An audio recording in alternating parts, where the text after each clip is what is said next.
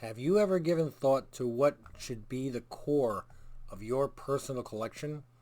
The four pillars, as some people refer to it. Well, I thought about mine and I figured I'd take a stab at it.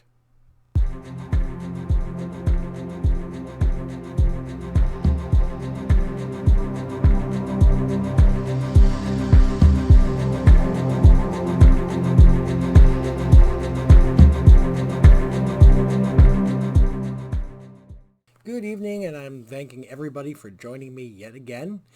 Uh, this conversation is going to be on what I consider to be my four pillars.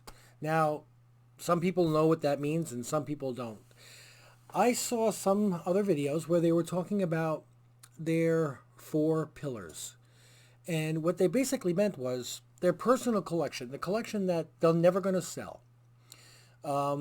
Maybe some people collect everything and they never want to sell it. That's fine. Some people want to buy books just to flip. That's fine. Whatever your motivation is, it's your choice, and don't let anybody ever tell you otherwise. But my motivation is I want to have a personal collection, and that's going to be my greatest. And you might even see some books missing behind me because I'm going to be showing you. My personal collection is the books, like I said, that I will never sell.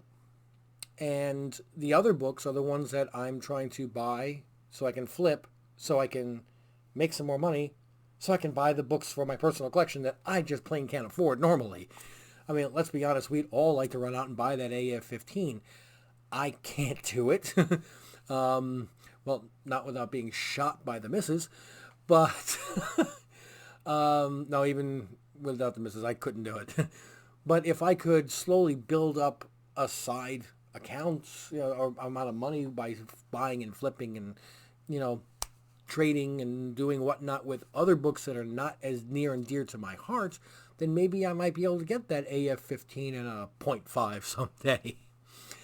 But a lot of people, their personal collection, their four pillars, they'll name off Spider-Man, Punisher, Batman, and Deadpool. Those are my favorite characters, and I collect and keep all books with that.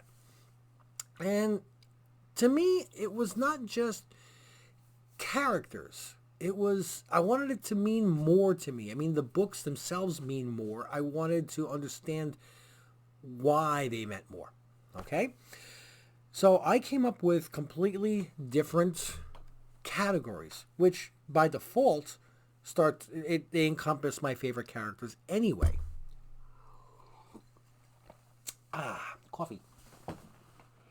Putting that off to the side. I don't want to accidentally get this. So the first category for me was books that spark a memory. Okay? And what I mean by that is when I see the book, I can remember 20, 30, 40 years ago pulling this book off the newsstand and being excited to read it, or buying it going, what's this, and being sucked into reading these comics.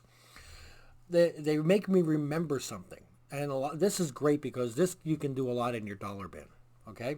And I'm going to give you 4 examples of this. And one of them is X-Men number 168. And what's funny about this was the first X-Men book I ever read. Okay? And I kept hearing all these people, all my friends talking, you got to read the X-Men. You got to read the X-Men. All right, fine. I went to the local comic book dealer and I bought that particular issue of X-Men 168. And, Claremont storyline was fantastic during that time period. And I fell in love with the book. I just could not. I'm like, how have I been missing this? So I started buying other comics. I bought it every month when it came out, and I started buying back issues. And the next one, this one became a family drama. And I had to go out. A coworker got me a copy, and I got another copy, X-Men 165. I spent too long in the sun one day, and I was actually trying to woo a girl who gave me her pizzeria's phone number. And yes, Tammy, if you're watching this, I never forgot that. Anyway, we did wind up dating later on, and we're still friends to this day. So I burn very easily, if you can't tell by my complexion, and I wound up getting sunstroke. I mean, blisters up and down my back, and I got back home, and I was dehydrated and blacking out, and for some reason, I just didn't want to drink water. So I was sitting there dehydrating, suffering from heat stroke, reading X-Men 165. And my grandmother was on the phone, and the phone was in the same room. And I blacked out and took a nosedive, hit her chair with my head, pushing her forward, and I was out for the count. I woke up hours later to the smell of dinner, food. And I come walking out of the room, and everyone's, oh my God, you're okay, you're okay, you're okay. Yes, I come from an old-fashioned family. We took care of ourselves. We bandaged ourselves. We didn't go running to the hospital. They were not neglectful. We just took care of ourselves. And my grandmother said, are you okay? I said, yeah, I'm fine. Where's my comic book? And she said, oh, yeah, I'm sorry. I mean, what do you mean you're sorry? She goes, well, I panicked and I poured a bucket of water on you because you were burning up and your book got soaked. And it was, the way, if you took a comic book and threw it in the bathtub for a couple hours, that's what it went and took it out and let it sun dry and got those big ruffles. That's what it looked like. And I never bought another copy. Well, I tried to. The local shop was out. They were always out of 165. I could never find one. And this became, I saved your life. You ruined my comic. Okay, we were talking about this when I was 30. But I had to go and get a couple copies, and I will be getting at some point a 9.8 just because my grandmother's no longer with us, and every time I see this book, I think of that crazy day. Okay, so books can mark moments in your life. Just like, now this is not the one I read. Everybody knows I just recently pulled this one out of my unboxing. But I remember getting this. I remember rushing to the comic book store because we had already seen Spider-Man 252. We already knew that he got a black costume. We had no idea where it came from. But we were reading Marvel The Secret Wars. And when I heard that 8 was where they were going to explain where it came from. I mean, it was literally sprinting and to the store and waiting for the guy to unlock the store so we could go inside and buy it. So I remember my excitement over this book and reading it. And I mean, that's a book that I can't let go unless, I can get it in a better grade. But at 9.2 white pages, I'm happy with that. I'm not looking at selling that. I wanted to have a good copy. I've got a good copy. And this 9.8 white page New Mutants. This was one of my first, well, again, none of the books I have currently are the ones I had when I was young. That collection, unfortunately, had a mishap, and I'll just leave it at that. But New Mutants #1 was my first speculation book when I was a kid, and I bought 100 copies of this. 100 copies. 60 cents a piece. $60.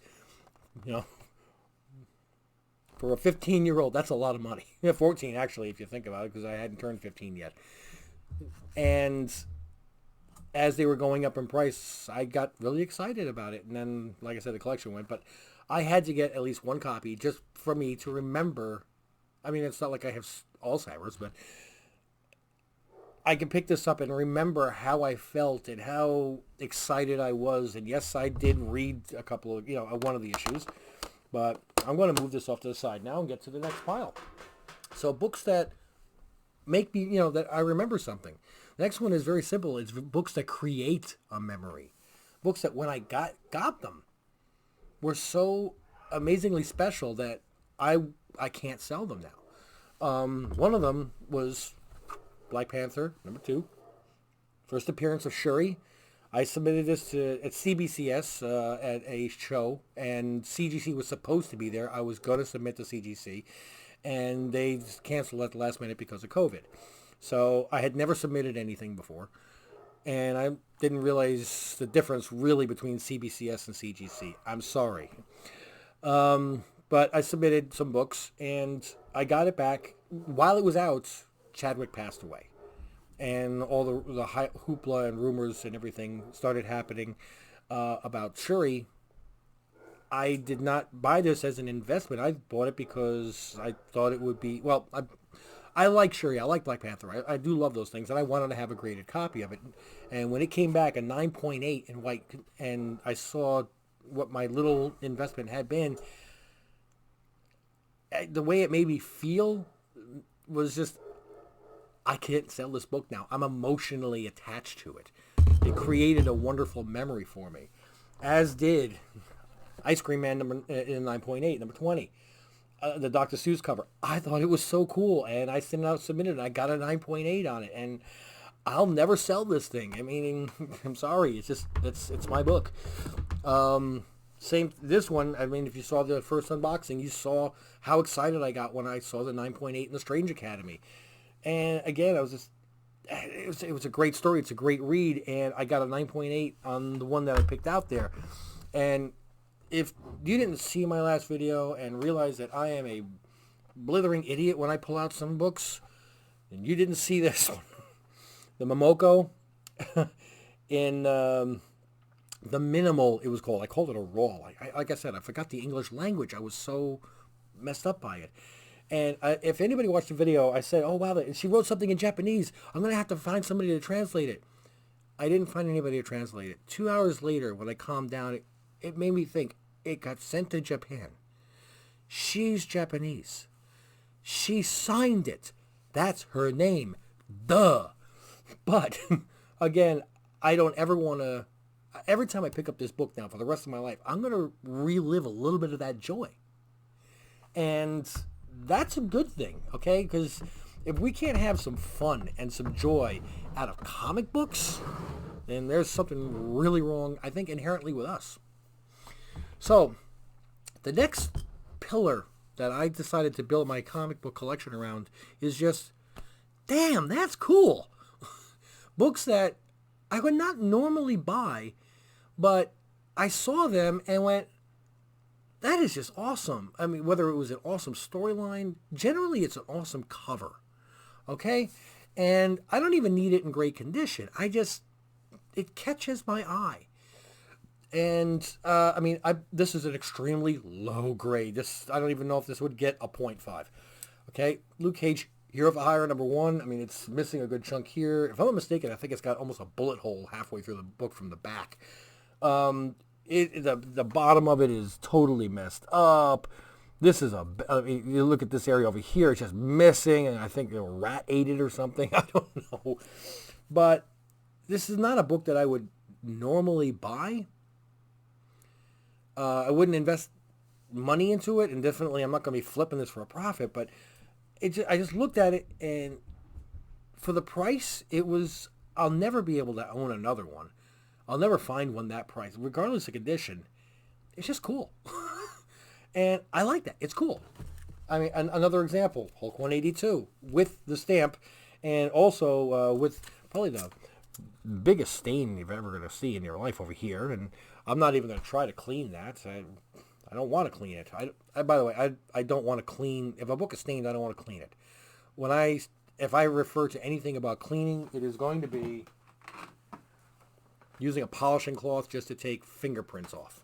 Okay, if I put the fingerprint on, I'd like to take, if they're going to take off on the grade because I have a fingerprint, then I'm going to remove the fingerprint. It's like if I'm going to sell a car, I'm going to wash it.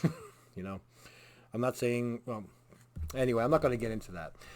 Here's 2 other books real quick. This was Thor 161. And on the cover, you've got him in between Ego and Galactus. Shall prevail a god.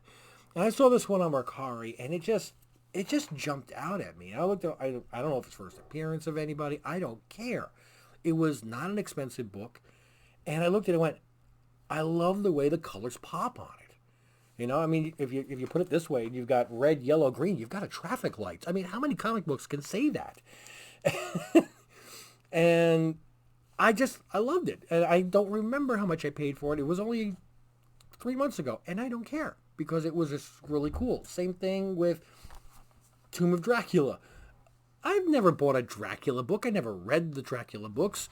I'm not a big, I mean, I like Blade, but I'm not going out of my way for them. And this one actually has Blade on it, but the way the colors pop on it, the way everything looks on it, and it was a decent grade, an 8.5. And I looked at it, that's just cool. I like it. So I got it. And these are the three pillars that I thought about for the last couple of weeks. And I was been struggling to define a fourth pillar. And I didn't want to do this until I had. And today it really dawned on me. It's the books that enrich your life. Okay, now, whether some of these actually make me happy, that enriches my life. But in a broader scope for me, it is things that bring me / my family closer together. And I don't know if you can hear, I've got my fur babies upstairs going nuts. Sorry, I can't afford a sound studio.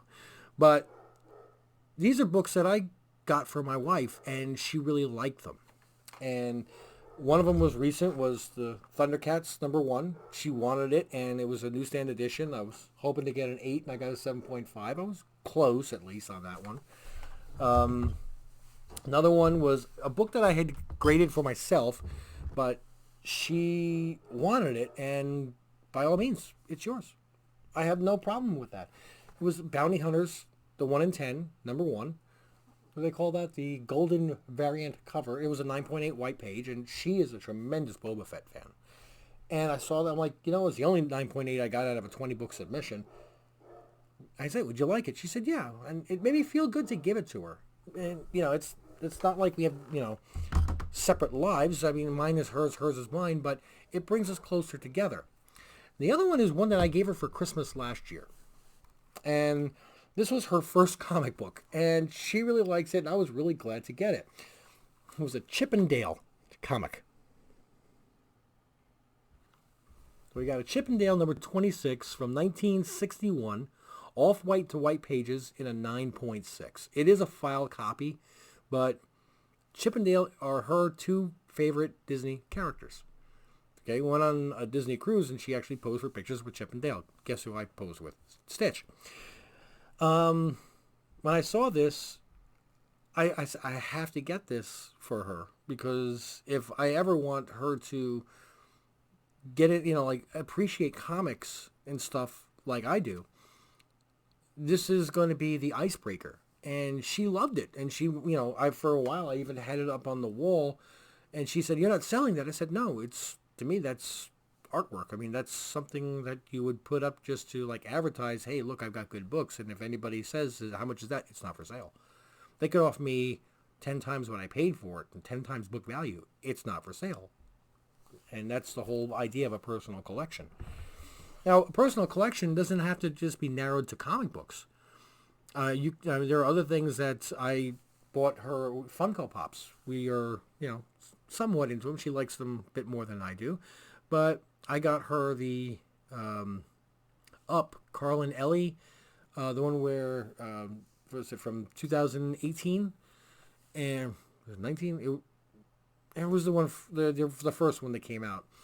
And we really like that movie. It's sad and sweet, and at the same time, it's a really great movie. And she saw that, and it meant a lot to her, and it meant a lot to me to give it to her.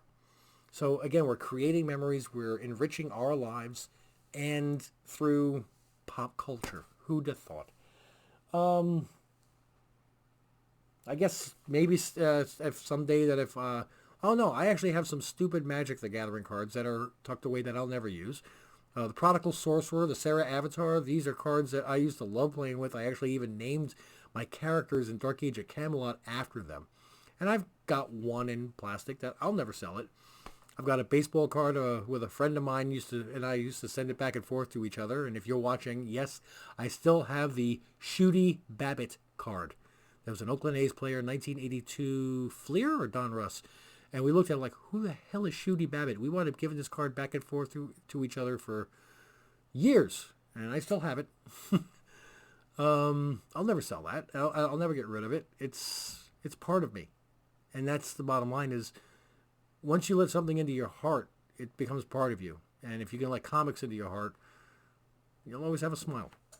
So hopefully I made you think about what your collection could be. And hopefully you remember to like and subscribe. See, I didn't get you at the beginning of the video. You're never going to know. And I really enjoy having this talk. As crazy and long-winded as I could be, it's kind of fun. And thanks for going along the journey with me. You guys have a great one, and I'll see you soon.